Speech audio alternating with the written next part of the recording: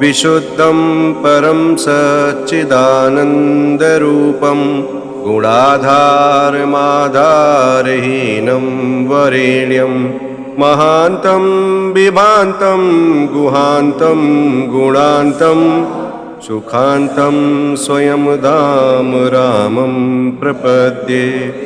शिवं नित्यमेकं विभुं तारकाख्यं सुखाकारमाकारशून्यं सुमान्यं महेशं कलेशं सुरेशं परेशं नरेशं निरीशं महिषं प्रपद्ये। यदा वर्णयत्कर्णमूलेऽन्तकाले शिवो राम रामेति रामेति काश्यां तदेकं परं तारकब्रह्मरूपं भजेऽहं भजेऽहं भजेऽहं भजेऽहं। महारत्नपीठे शुभे कल्पमूले सुखासीनमादित्यकोटिप्रकाशं सदा जानकीलक्ष्मणोपेतमेकं सदा रामचन्द्रं भजेऽहं भजेऽहं। वरदरत्नमञ्जीरपादारविन्दं लसन्मेखलाचारुपीताम्बराढ्यं महारत्नहारो लसत्कौस्तुभाङ्गं लतद्चञ्चरीमञ्जरीलोलमालं लसच्चन्द्रिकास्मेरषोडाधराभं समुद्दत्पतङ्गेन्दुकोटिप्रकाशं नमद्ब्रह्मरुद्रादिकोटिरत्न स्मृतकान्तिनीराजनाराधिताङ्घ्रिं पुरः प्राञ्जलीनाञ्जनेयादिभक्तान् स्वचिन्मुद्रया भद्रया बोधयन्तं भजेऽहं भजेऽहं सदा रामचन्द्रं त्वदन्यं न मन्ये न मन्ये न मन्ये। यता मत्समीपं कृतान्तः समेत्य प्रचण्डप्रकोपैर्भटैर्भीर्ष्येन्मां तदा विस्करोषि त्वदीयं स्वरूपं सदा पत्प्रणाशं सकोदण्डबाणं। निजे मानसे मन्दिरे सन्निधेहि प्रसीद प्रसीद प्रभु रामचन्द्र। सौमित्रिणा कैकेयीनन्दनेन स्वशक्त्यानुभक्त्या च संसेव्यमान स्वभक्ताग्रगण्यैः कपीशैर्महिषैरनेकैरनेकैश्च राम प्रसीद। नमस्ते नमस्त्वैष राम प्रसीद प्रसाधी प्रसाधी प्रकाशं प्रभो मां। त्वमेवासि दैवं परं मे यदेकं सुचैतन्यमेतत्त्वदन्यं न मन्ये। यतो भूतमेयं यद्वायुतेजो जलोर्व्याधिकार्यं चरं चाचरं च। नमः सच्चिदानन्दरूपाय तस्मै नमो देवदेवाय रामाय तुभ्यं। नमो जानकीजीवितेशाय तुभ्यं नमः पुण्डरीकाय ताक्षाय तुभ्यं। नमो भक्तियुक्तानुरक्ताय तुभ्यं नमः पुण्यपुञ्जैकलभ्यां तुभ्यं। नमो वेदवेद्याय चाध्याय पुंसे नमः सुन्दरायेन्दिरावल्लभाय।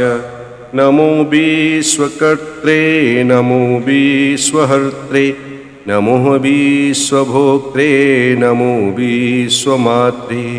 नमो विश्वनेत्रे नमो विश्वजेत्रे नमो विश्वपित्रे नमो विश्वमात्रे नमस्ते नमस्ते समस्त प्रपंच प्रभोग प्रयोग प्रमाण प्रवीण मदीयं मनस्त्वत्पदद्वन्द्वसेवां विधातुं प्रवृत्तं सुचैतन्यसिद्ध्यै शिलापि त्वदाङ्घ्रि क्षमा सङ्गिरेणु प्रसादाधिचैतन्यमाधत्त राम नरस्त्वात्पदद्वन्द्वसेवाविधानात् सुचैतन्यमेतीति किं चित्रमत्र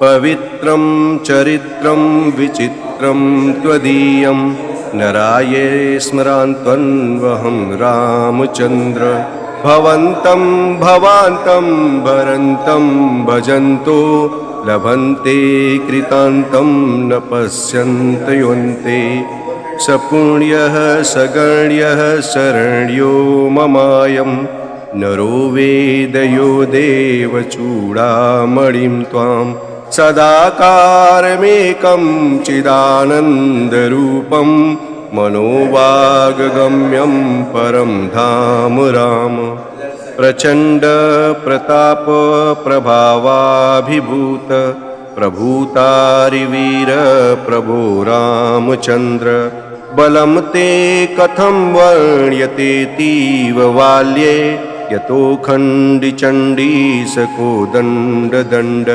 दशग्रीवमुग्रं सपुत्रं समित्रं चरिद्रोर्गमध्यस्थरक्षो गणेशं भवन्तं विना रामवीरो नरो वा सुरो वा मरो वा जयेत्कस्त्रिलोक्यां सदा राम रामेति रामामृतं ते सदा राममानन्दनिस्यन्दकन्दं पिबन्तं नमन्तं सुदन्तं हसन्तं हनुमन्तमन्तर्भजेतं नितान्तं सदा राम रामेति रामामृतं ते सदा राममानन्दनिस्यन्दकन्दं पिबन्नन्वहं नैव मृत्योर्बिभेमि प्रसादात् सादात् वैव असीता सौमित्रिबन्धैर्चण्डप्रतापै अलङ्केशकालैरसुग्रीवमित्रैर्रामाभिधेयैर्लं दैवतैर्नः अवीरासनस्थैरचिन्मुद्रिकाढ्यै भक्ताञ्जनेयादितत्त्वप्रकाशै अमन्दारमूलैर्मन्दारमालैर्रामाभिधेयैर्लं दैवतैर्नः असिन्धुप्रकोपैर्बन्धप्रतापैर्बन्धुप्रयाणैर्मन्दिस्मिताढ्यै अदण्डप्रवासैर्खण्डप्रबोधैर्रामाभिधेयैर्लं दैवतैर्नः हरे राम सीतापते रावणारे हरारे मुरारे सुरारे परेति लपन्तं नयन्तं सदा कालमेवं समालोकयालोकयाशेषबन्धो नमस्ते सुमित्रा सुपुत्राभिवन्द्य नमस्ते सदा कैकेयीनन्दनेड्य नमस्ते सदा वानराधीशवन्द्य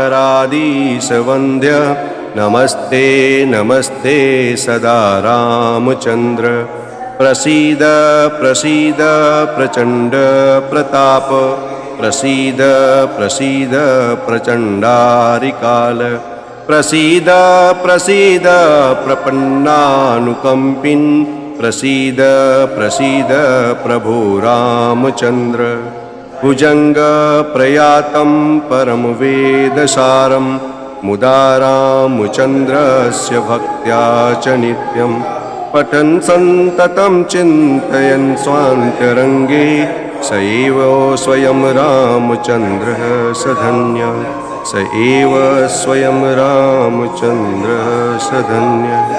जय जय श्रीराम। विशुद्धं परं सच्चिदानन्दरूपं गुणाधारमाधारहीनं वरेण्यं महान्तं विभान्तं गुहान्तं गुणान्तं सुखान्तं स्वयं धाम रामं प्रपद्ये। शिवं नित्यमेकं विभुं तारकाख्यं सुखाकारमाकारशून्यं सुमान्यं महेशं कलेशं सुरेशं परेशं नरेशं निरीशं महिषं प्रपद्ये। यदा वर्णयत्कर्णमूलेऽन्तकाले शिवो राम रामेति रामेति काश्यां तदेकं परं तारकब्रह्मरूपं भजेऽहं भजेऽहं भजेऽहं भजेऽहं। महारत्नपीठे शुभे कल्पमूले सुखासीनमादित्यकोटिप्रकाशं सदा जानकी लक्ष्मणोपेतमेकं सदा रामचन्द्रं भजेऽहं भजेऽहं। वरदरत्नमञ्जीरपादारविन्दं लसन्मेखलाचारुपीताम्बराढ्यं महारत्नहारो लसत्कौस्तुभाङ्गं लतद्चञ्चरीमञ्जरीलोलमानं लसच्चन्द्रिकास्मेरषोडाधराभं समुद्दत्पतङ्गेन्दुकोटिप्रकाशं नमद्ब्रह्मरुद्रादिकोटिरत्न स्फुरत्कान्तिनीराजनाराधिताङ्घ्रिं पुरः प्राञ्जलीनाञ्जनेयादिभक्तान् स्वचिन्मुद्रया भद्रया बोधयन्तं भजेऽहं भजेऽहं सदा रामचन्द्रं त्वदन्यं न मन्ये न मन्ये न मन्ये।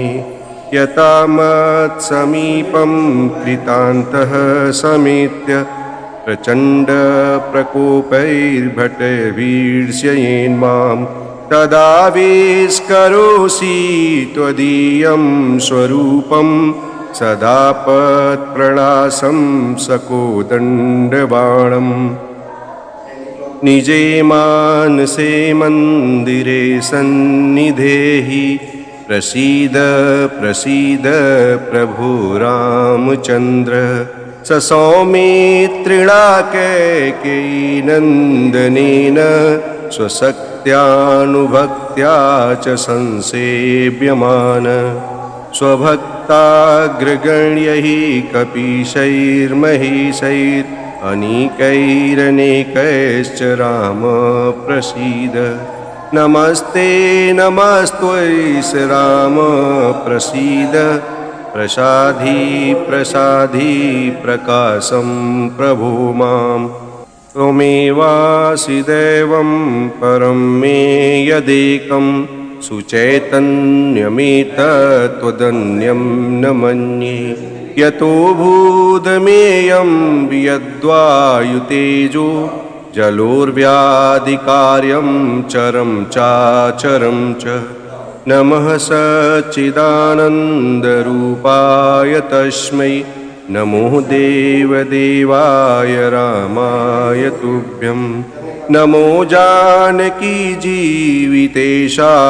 तुभ्यं नमः पुण्डरीकाय ताक्षाय तुभ्यं नमो भक्तियुक्तानुरक्ताय तुभ्यं नमः पुण्यपुञ्जैकलभ्यां तुभ्यं नमो वेदवेद्याय चाध्याय पुंसे नमः सुन्दरायेन्दिरावल्लभाय नमो विश्वकर्त्रे नमो विश्वहर्त्रे नमो विश्वभोक्त्रे नमो विश्वमात्रे नमो विश्वनेत्रे नमो विश्वजेत्रे नमो विश्वपित्रे नमो विश्वमात्रे नमस्ते नमस्ते समस्त प्रपंच प्रभोग प्रयोग प्रमाण प्रवीण मदीयं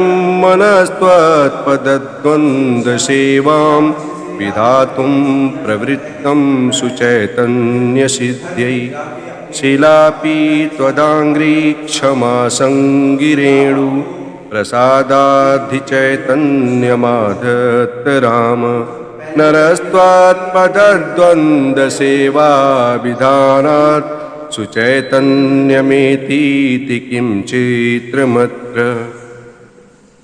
पवित्रं चरित्रं विचित्रं त्वदीयं नराये स्मरान्त्वन्वहं रामचन्द्र भवन्तं भवान्तं भरन्तं भजन्तो लभन्ते कृतान्तं न पश्यन्त योऽन्ते सपुण्यः सगण्यः शरण्यो ममायं नरो वेदयो देवचूडामणिं त्वां सदाकारमेकं चिदानन्दरूपं मनोवागगम्यं परं धाम राम प्रचण्ड प्रताप प्रभावाभिभूत प्रभूतारिवीर प्रभो रामचन्द्र बलं ते कथं वर्ण्यतेतीव बाल्ये यतो खण्डिचण्डीसकोदण्डदण्ड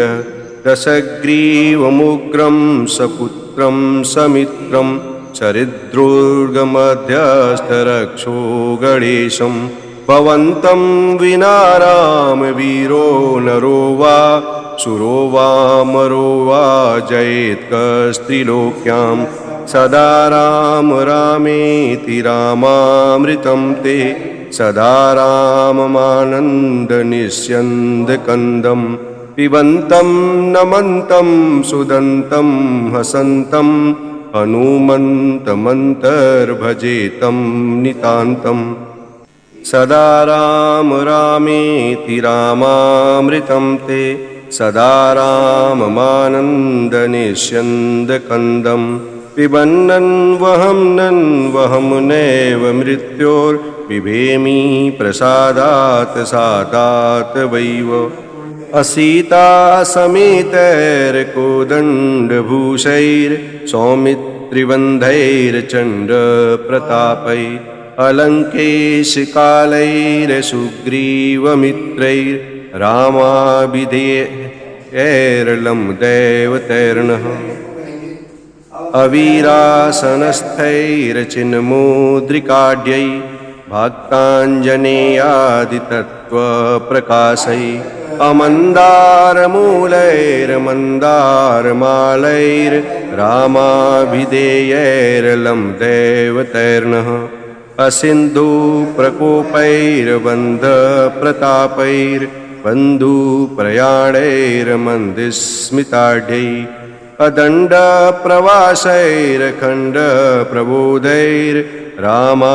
अदण्डप्रवासैरखण्डप्रबोधैर्रामाभिधेयैर्लं दैवतर्नः हरे राम सीतापते रावणारे हरारे मुरारे सुरारे परेति लपन्तं नयन्तं सदा कालमेवं समालोकयालोकयाशेषबन्धो नमस्ते सुमित्रा सुपुत्राभिवन्द्य नमस्ते सदा कैकेयीनन्दनेड्य नमस्ते सदा वानराधीशवन्द्य नमस्ते नमस्ते सदा रामचन्द्र प्रसीद प्रसीद प्रचण्ड प्रताप प्रसीद प्रसीद प्रचण्डारिकाल प्रसीद प्रसीद प्रपन्नानुकम्पिन् प्रसीद प्रसीद प्रभो रामचन्द्र भुजङ्ग प्रयातं परमवेदसारं मुदा रामचन्द्रस्य भक्त्या च नित्यं पठन् सन्ततं चिन्तयन् स्वान्तरङ्गे स एव स्वयं रामचन्द्रः स धन्यः स एव स्वयं रामचन्द्रः स धन्यः। जय जय श्रीराम। विशुद्धं परं सच्चिदानन्दरूपं गुणाधारमाधारहीनं वरेण्यं महान्तं विभान्तं गुहान्तं गुणान्तं सुखान्तं स्वयं धाम रामं प्रपद्ये। शिवं नित्यमेकं विभुं तारकाख्यं सुखाकारमाकारशून्यं सुमान्यं महेशं कलेशं सुरेशं परेशं नरेशं निरीशं महिषं प्रपद्ये। यदा वर्णयत्कर्णमूलेऽन्तकाले शिवो राम रामेति रामेति काश्यां तदेकं परं तारकब्रह्मरूपं भजेऽहं भजेऽहं भजेऽहं भजेऽहं। महारत्नपीठे शुभे कल्पमूले सुखासीनमादित्यकोटिप्रकाशं सदा जानकी लक्ष्मणोपेतमेकं सदा रामचन्द्रं भजेऽहं भजेऽहं। वरदरत्नमञ्जीरपादारविन्दं लसन्मेखलाचारुपीताम्बराढ्यं महारत्नहारो लसत्कौस्तुभाङ्गं न तद्चञ्चरीमञ्जरीलोलमानं लसच्चन्द्रिकास्मेरषोडाधराभं समुद्दत्पतङ्गेन्दुकोटिप्रकाशं नमद्ब्रह्मरुद्रादिकोटिरत्न स्फुरत्कान्तिनीराजनाराधिताङ्घ्रिं पुरः प्राञ्जलीनाञ्जनेयादिभक्तान् स्वचिन्मुद्रया भद्रया बोधयन्तं भजेऽहं भजेऽहं सदा रामचन्द्रं त्वदन्यं न मन्ये न मन्ये न मन्ये। यता मत्समीपं कृतान्तः समेत्य प्रचण्डप्रकोपैर्भटवीर्ष्येन्मां तदाविष्करोषि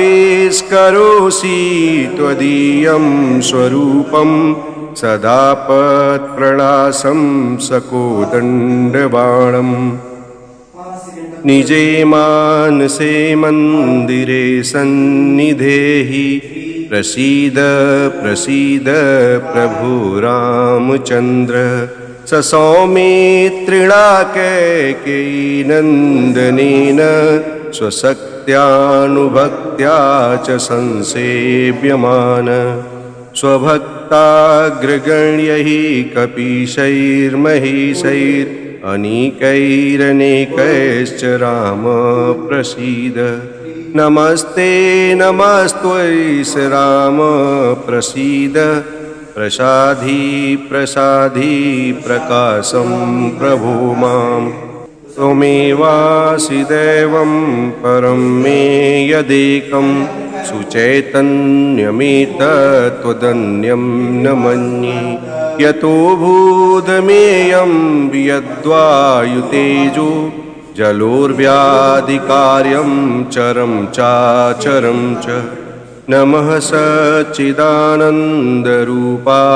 तस्मै नमो देवदेवाय रामाय तुभ्यं नमो जानकी जीवितेशाय तुभ्यं नमः पुण्डरीकाय ताक्षाय तुभ्यं नमो भक्तियुक्तानुरक्ताय तुभ्यं नमः पुण्यपुञ्जैकलभ्यां तुभ्यं नमो वेदवेद्याय चाद्याय पुंसे नमः सुन्दरायेन्दिरावल्लभाय नमो विश्वकर्त्रे नमो विश्वहर्त्रे नमो विश्वभोक्त्रे नमो विश्वमात्रे नमो विश्वनेत्रे नमो विश्वजेत्रे नमो विश्वपित्रे नमो विश्वमात्रे नमस्ते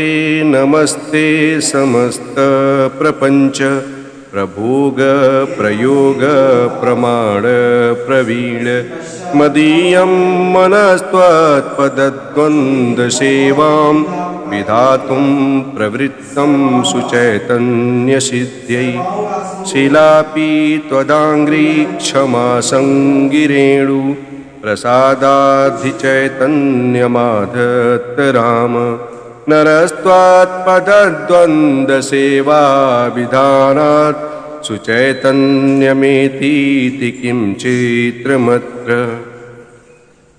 पवित्रं चरित्रं विचित्रं त्वदीयं नराये स्मरान्त्वन्वहं रामचन्द्र भवन्तं भवान्तं भरन्तं भजन्तो लभन्ते कृतान्तं न पश्यन्त योऽन्ते सपुण्यः सगण्यः शरण्यो ममायं नरो वेदयो देवचूडामणिं त्वां सदाकारमेकं चिदानन्दरूपं मनोवागगम्यं परं धाम राम प्रचण्ड प्रताप प्रभावाभिभूत प्रभूतारिवीर प्रभो रामचन्द्र बलं ते कथं वर्ण्यतेतीव बाल्ये यतो खण्डिचण्डीसकोदण्डदण्ड रसग्रीवमुग्रं सपुत्रं समित्रं सरिद्रोर्गमध्यस्थरक्षो गणेशं भवन्तं विना रामवीरो नरो वा सुरो वामरो वा जयेत्कस्त्रिलोक्यां सदा राम रामेति रामामृतं ते सदा राममानन्दनिस्यन्दकन्दं पिबन्तं नमन्तं सुदन्तं हसन्तं हनुमन्तमन्तर्भजेतं नितान्तं सदा राम रामेति रामामृतं ते सदा राममानन्दनिस्यन्दकन्दं पिबन्नन्वहं नैव मृत्योर्बिभेमि प्रसादात् सादात् वैव असीता सौमित्रिबन्धैर्चण्डप्रतापै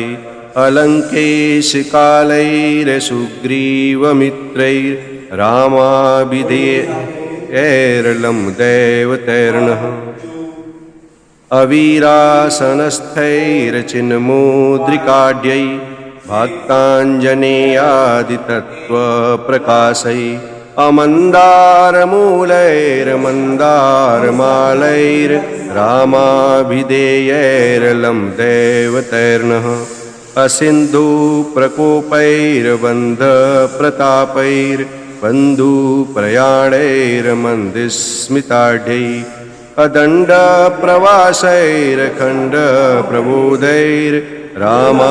अदण्डप्रवासैरखण्डप्रबोधैर्रामाभिधेयैर्लं दैवतैर्नः हरे राम सीतापते रावणारे हरारे मुरारे सुरारे परेति लपन्तं नयन्तं सदा कालमेवं समालोकयालोकयाशेषबन्धो नमस्ते सुमित्रा सुपुत्राभिवन्द्य नमस्ते सदा कैकेयीनन्दनेड्य नमस्ते सदा वानराधीशवन्द्य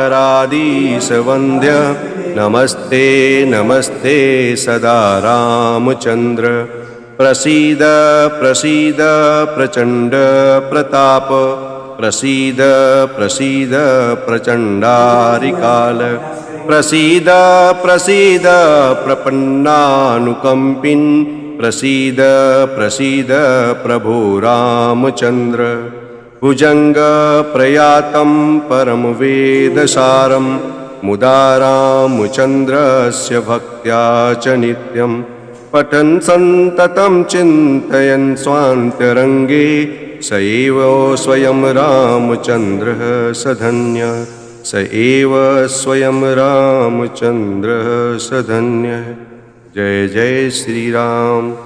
विशुद्धं परं सच्चिदानन्दरूपं गुणाधारमाधारहीनं वरेण्यं महान्तं विभान्तं गुहान्तं गुणान्तं सुखान्तं स्वयं धाम रामं प्रपद्ये शिवं नित्यमेकं विभुं तारकाख्यं सुखाकारमाकारशून्यं सुमान्यं महेशं कलेशं सुरेशं परेशं नरेशं निरीशं महिषं प्रपद्ये यदा वर्णयत्कर्णमूलेऽन्तकाले शिवो राम रामेति रामेति काश्यां तदेकं परं तारकब्रह्मरूपं भजेऽहं भजेऽहं भजेऽहं भजेऽहं। महारत्नपीठे शुभे कल्पमूले सुखासीनमादित्यकोटिप्रकाशं सदा जानकीलक्ष्मणोपेतमेकं सदा रामचन्द्रं भजेऽहं भजेऽहं। वरदरत्नमञ्जीरपादारविन्दं लसन्मेखलाचारुपीताम्बराढ्यं महारत्नहारो लसत्कौस्तुभाङ्गं न तद्चञ्चरीमञ्जरीलोलमालं लसच्चन्द्रिकास्मेरषोडाधराभं समुद्दत्पतङ्गेन्दुकोटिप्रकाशं न मद्ब्रह्मरुद्रादिकोटिरत्न स्फुरत्कान्तिनीराजनाराधिताङ्घ्रिं पुरः प्राञ्जलीनाञ्जनेयादिभक्तान् स्वचिन्मुद्रया भद्रया बोधयन्तं भजेऽहं भजेऽहं सदा रामचन्द्रं त्वदन्यं न मन्ये न मन्ये न मन्ये। यता मत्समीपं कृतान्तः समेत्य प्रचण्डप्रकोपैर्भटैर्भीड्ष्येन्मां तदाविष्करोषि त्वदीयं स्वरूपं सदा पत्प्रणाशं सकोदण्डबाणम् निजे मानसे मन्दिरे सन्निधेहि प्रसीद प्रसीद प्रभो रामचन्द्र सौमित्रिणा कैकेयीनन्दनेन स्वशक्त्यानुभक्त्या च संसेव्यमान स्वभक्ताग्रगण्यैः कपीशैर्महिषैरनेकैरनेकैश्च राम प्रसीद नमस्ते नमस्त्वैष राम प्रसीद प्रसाधी प्रसाधी प्रकाशं प्रभो मां त्वमेवासि दैवं परं मे यदेकं सुचैतन्यमेतत्त्वदन्यं न मन्ये यतो भूतमेयं यद्वायुतेजो जलोर्व्याधिकार्यं चरं चाचरं च नमः सच्चिदानन्दरूपाय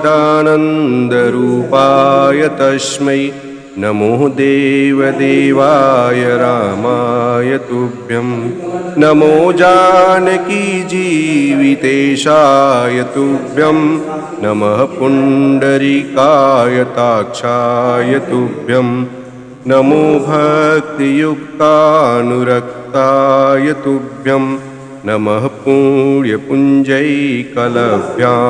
तुभ्यं नमो वेदवेद्याय चाद्याय पुंसे नमः सुन्दरायेन्दिरावल्लभाय नमो विश्वकर्त्रे नमो विश्वहर्त्रे नमो विश्वभोक्त्रे नमो विश्वमात्रे नमो विश्वनेत्रे नमो विश्वजेत्रे नमो विश्वपित्रे नमो विश्वमात्रे नमस्ते नमस्ते समस्त प्रपंच प्रभोग प्रयोग प्रमाण प्रवीण मदीयं मनस्त्वत्पदद्वन्द्वसेवां विधातुं प्रवृत्तं सुचैतन्यसिद्ध्यै शिलापि त्वदाङ्घ्रि क्षमा सङ्गिरेणु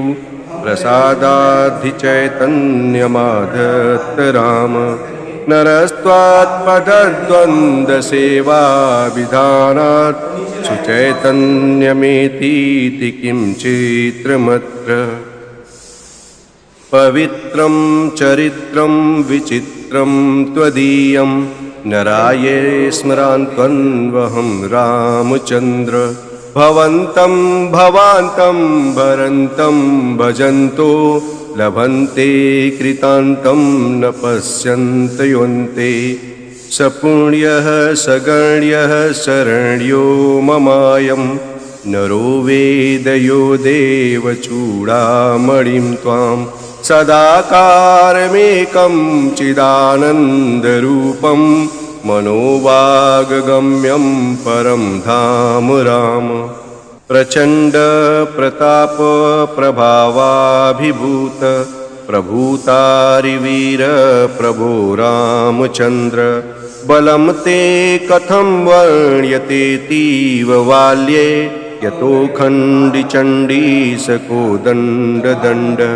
दशग्रीवमुग्रं सपुत्रं समित्रं चरिद्रोर्गमध्यस्थरक्षो गणेशं भवन्तं विना रामवीरो नरो वा सुरो वा मरो वा जयेत्कस्त्रिलोक्यां सदा राम रामेति रामामृतं ते सदा राममानन्दनिस्यन्दकन्दं पिबन्तं नमन्तं सुदन्तं हसन्तं हनुमन्तमन्तर्भजेतं नितान्तं सदा राम रामेति रामामृतं ते सदा राममानन्दनिस्यन्दकन्दं पिबन्नन्वहं नैव मृत्योर्बिभेमि प्रसादात् सादात् वैव असीता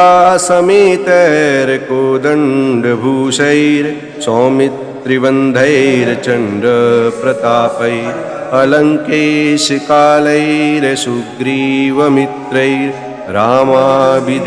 अलङ्केशकालैरसुग्रीवमित्रैर्रामाभिधेयैर्लं दैवतैर्नः अवीरासनस्थैर्चिन्मुद्रिकाढ्यै भक्ताञ्जनेयादितत्त्वप्रकाशै अमन्दारमूलैर्मन्दारमालैर्रामाभिधेयैर्लं दैवतैर्नः असिन्धुप्रकोपैर्बन्धप्रतापैर्बन्धुप्रयाणैर्मन्दिस्मिताढ्यै अदण्डप्रवासैरखण्डप्रबोधैर्रामाभिधेयैर्लं दैवतर्नः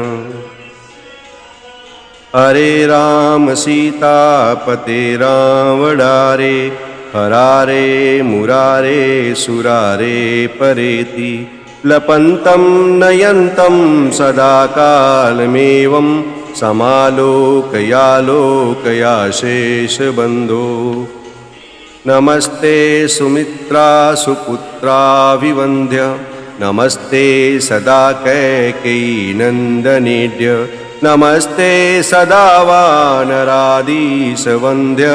नमस्ते नमस्ते सदा रामचन्द्र प्रसीद प्रसीद प्रचण्ड प्रताप प्रसीद प्रसीद प्रचण्डारिकाल प्रसीद प्रसीद प्रपन्नानुकम्पिन् प्रसीद प्रसीद प्रभो रामचन्द्र भुजङ्ग प्रयातं परमवेदसारं मुदा रामचन्द्रस्य भक्त्या च नित्यं पठन् सन्ततं चिन्तयन् स्वान्तरङ्गे स एव स्वयं रामचन्द्रः स धन्यः स एव स्वयं रामचन्द्रः स धन्यः। जय जय श्रीराम। विशुद्धं परं सच्चिदानन्दरूपं गुणाधारमाधारहीनं वरेण्यं महान्तं विभान्तं गुहान्तं गुणान्तं सुखान्तं स्वयं धाम रामं प्रपद्ये। शिवं नित्यमेकं विभुं तारकाख्यं सुखाकारमाकारशून्यं सुमान्यं महेशं कलेशं सुरेशं परेशं नरेशं निरीशं महिषं प्रपद्ये। यदा वर्णयत्कर्णमूलेऽन्तकाले शिवो राम रामेति रामेति काश्यां तदेकं परं तारकब्रह्मरूपं भजेऽहं भजेऽहं भजेऽहं भजेऽहं। महारत्नपीठे शुभे कल्पमूले सुखासीनमादित्यकोटिप्रकाशं सदा जानकीलक्ष्मणोपेतमेकं सदा रामचन्द्रं भजेऽहं भजेऽहं। वरदरत्नमञ्जीरपादारविन्दं लसन्मेखलाचारुपीताम्बराढ्यं महारत्नहारो लसत्कौस्तुभाङ्गं न तद्चञ्चरीमञ्जरीलोलमालं लसच्चन्द्रिकास्मेरषोडाधराभं समुद्दत्पतङ्गेन्दुकोटिप्रकाशं नमद्ब्रह्मरुद्रादिकोटिरत्न स्फुरत्कान्तिनीराजनाराधिताङ्घ्रिं पुरः प्राञ्जलीनाञ्जनेयादिभक्तान् स्वचिन्मुद्रया भद्रया बोधयन्तं भजेऽहं भजेऽहं सदा रामचन्द्रं त्वदन्यं न मन्ये न मन्ये न मन्ये। यता मत्समीपं कृतान्तः समेत्य प्रचण्डप्रकोपैर्भटैर्वीर्ष्येन्मां तदाविष्करोषि त्वदीयं स्वरूपं सदा पत्प्रणाशं सकोदण्डबाणं। निजे मानसे मन्दिरे सन्निधेहि प्रसीद प्रसीद प्रभो रामचन्द्र। स सौमित्रिणा कैकेयी नन्दनेन स्वशक्त्यानुभक्त्या च संसेव्यमान स्वभक्ताग्रगण्यैः कपीशैर्महिषैरनेकैरनेकैश्च राम प्रसीद। नमस्ते नमस्त्वैष राम प्रसीद प्रसाधी प्रसाधी प्रकाशं प्रभो मां। त्वमेवासि दैवं परं मे यदेकं सुचैतन्यमेतत्त्वदन्यं न मन्ये। यतो भूतमेयं यद्वायुतेजो जलोर्व्याधिकार्यं चरं चाचरं च। नमः सच्चिदानन्दरूपाय तस्मै नमो देवदेवाय रामाय तुभ्यं। नमो जानकी जीवितेशाय तुभ्यं। नमः पुण्डरीकाय ताक्षाय तुभ्यं। नमो भक्तियुक्तानुरक्ताय तुभ्यं। नमः पुण्यपुञ्जैकलभ्यां तुभ्यं। नमो वेदवेद्याय चाध्याय पुंसे। नमः सुन्दरायेन्दिरावल्लभाय। नमो विश्वकर्त्रे नमो विश्वहर्त्रे। नमो विश्वभोक्त्रे नमो विश्वमात्रे। नमो विश्वनेत्रे नमो विश्वजेत्रे। नमो विश्वपित्रे नमो विश्वमात्रे। नमस्ते नमस्ते समस्तप्रपञ्च प्रभोग प्रयोग प्रमाण प्रवीण। मदीयं मनस्त्वत्पदद्वन्द्वसेवां विधातुं प्रवृत्तं सुचैतन्यसिद्ध्यै। शिलापि त्वदाङ्घ्रि क्षमा सङ्गिरेणु प्रसादाधिचैतन्यमाधत्त राम। नरस्त्वात्पदद्वन्द्वसेवा विधानात् सुचैतन्यमेतीति किं चित्रमत्र। पवित्रं चरित्रं विचित्रं त्वदीयं नराये स्मरान्त्वन्वहं रामचन्द्र। भवन्तं भवान्तं भरन्तं भजन्तो लभन्ते कृतान्तं न पश्यन्त योऽन्ते। सपुण्यः सगण्यः शरण्यो ममायं नरो वेदयो देवचूडामणिं त्वां। सदाकारमेकं चिदानन्दरूपं मनोवागगम्यं परं धाम राम। प्रचण्ड प्रताप प्रभावाभिभूत प्रभूतारिवीर प्रभो रामचन्द्र। बलं ते कथं वर्ण्यतेतीव बाल्ये यतो खण्डिचण्डीसको दण्ड। रसग्रीवमुग्रं सपुत्रं समित्रं चरिद्रोर्गमध्यस्थरक्षो गणेशं। भवन्तं विना रामवीरो नरो वा सुरो वा मरो वा जयेत्कस्त्रिलोक्यां। सदा राम रामेति रामामृतं ते सदा राममानन्दनिस्यन्दकन्दं। पिबन्तं नमन्तं सुदन्तं हसन्तं हनुमन्तमन्तर्भजेतं नितान्तं।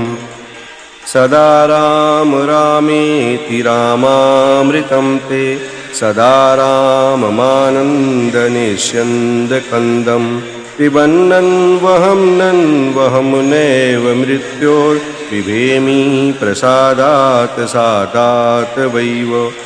असीता सौमित्रिबन्धैर्चण्डप्रतापैः।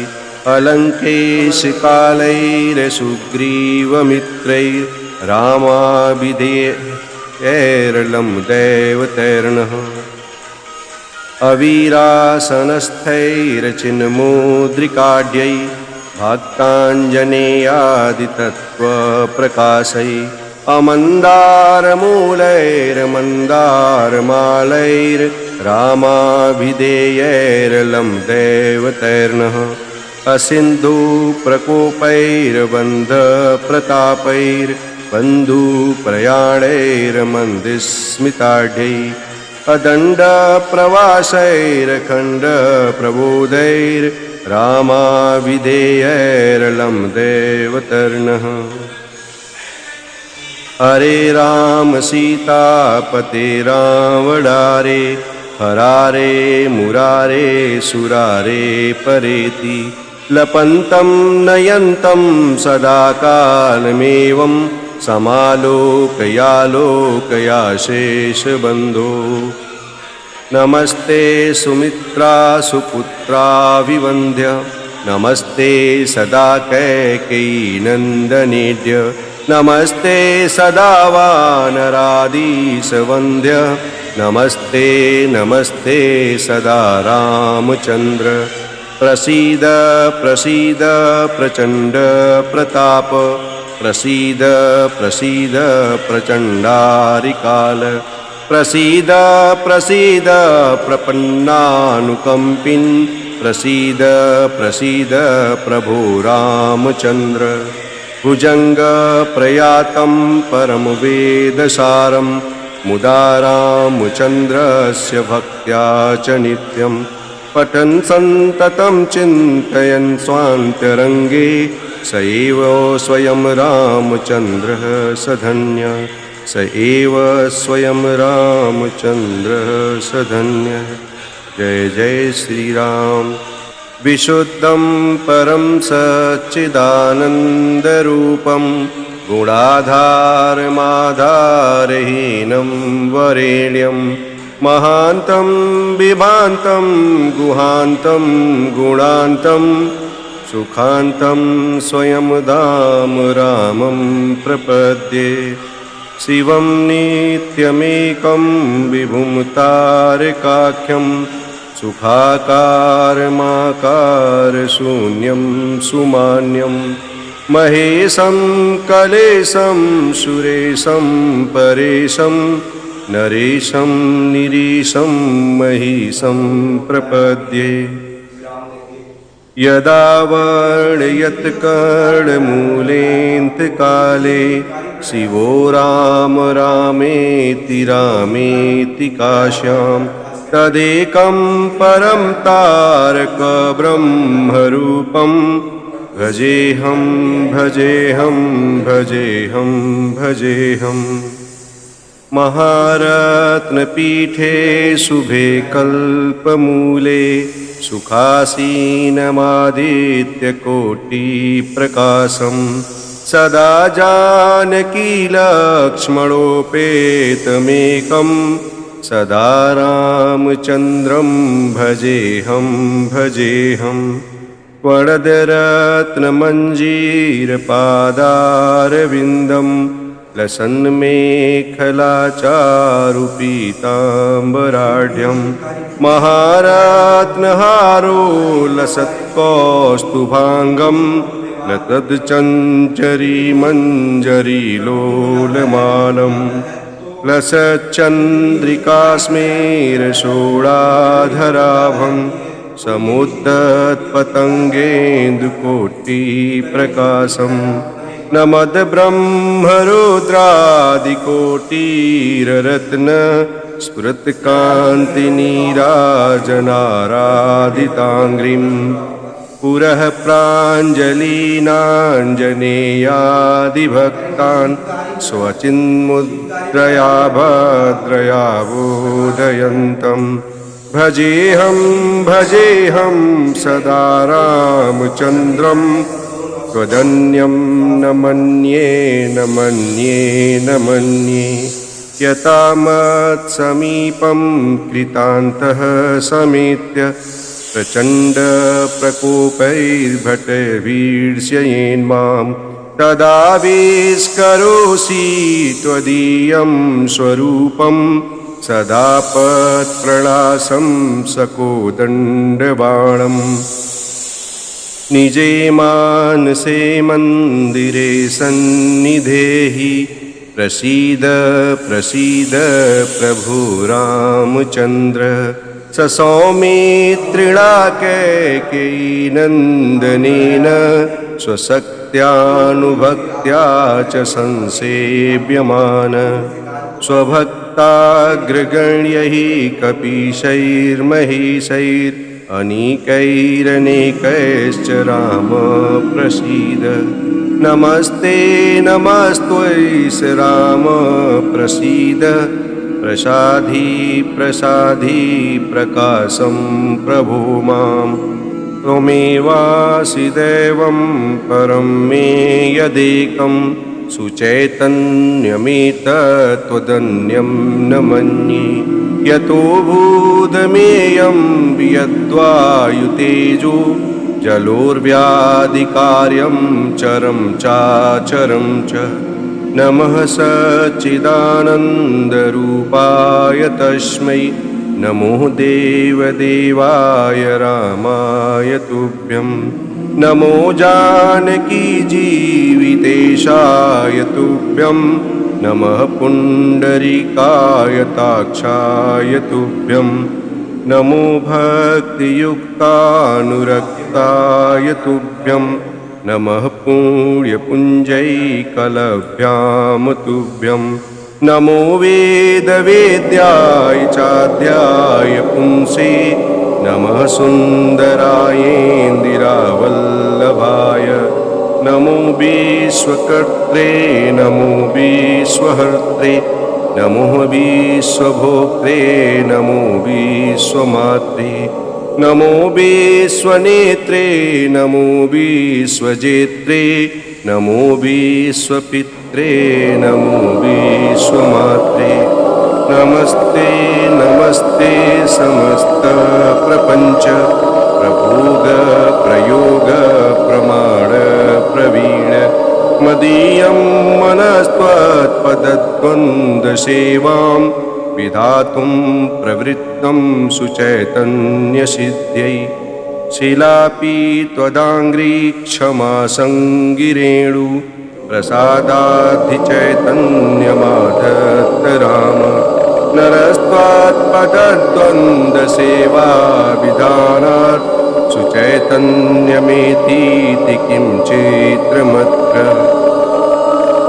पवित्रं चरित्रं विचित्रं त्वदीयं नराये स्मरान्त्वन्वहं रामचन्द्र भवन्तं भवान्तं भरन्तं भजन्तो लभन्ते कृतान्तं न पश्यन्त योऽन्ते सपुण्यः सगण्यः शरण्यो ममायं नरो वेदयो देवचूडामणिं त्वां सदाकारमेकं चिदानन्दरूपं मनोवागगम्यं परं धाम राम प्रचण्ड प्रताप प्रभावाभिभूत प्रभूतारिवीर प्रभो रामचन्द्र बलं ते कथं वर्ण्यतेतीव बाल्ये यतो खण्डिचण्डीसकोदण्डदण्ड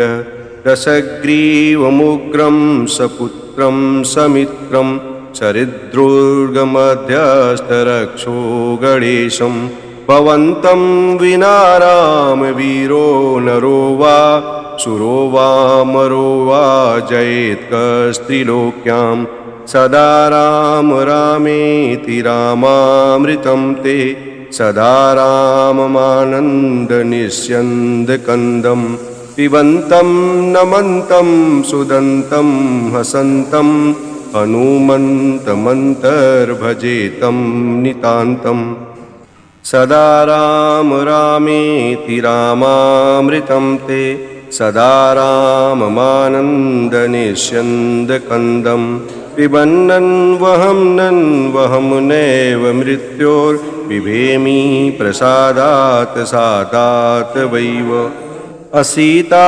समेतैर्कोदण्डभूषैर् सौमित्रिबन्धैर्चण्डप्रतापैः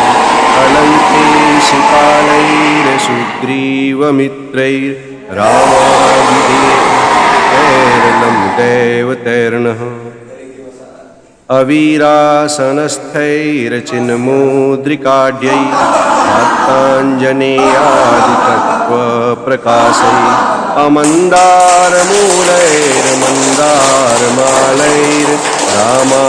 अमन्दारमूलैर्मन्दारमालैर्रामाभिधेयैर्लं दैवतैर्नः असिन्धुप्रकोपैर्बन्धप्रतापैर्बन्धुप्रयाणैर्मन्दिस्मिताढ्यैः अदण्डप्रवासैरखण्डप्रबोधैर्रामाविधेयैर्लं देवतर्णः हरे राम सीतापते रावणारे हरारे मुरारे सुरारे परेति लपन्तं नयन्तं सदा कालमेवं समालोकयालोकयाशेषबन्धो नमस्ते सुमित्रा सुपुत्रा विवन्द्य नमस्ते सदा कैकेयी नन्दनेड्य नमस्ते सदा वानराधीशवन्द्य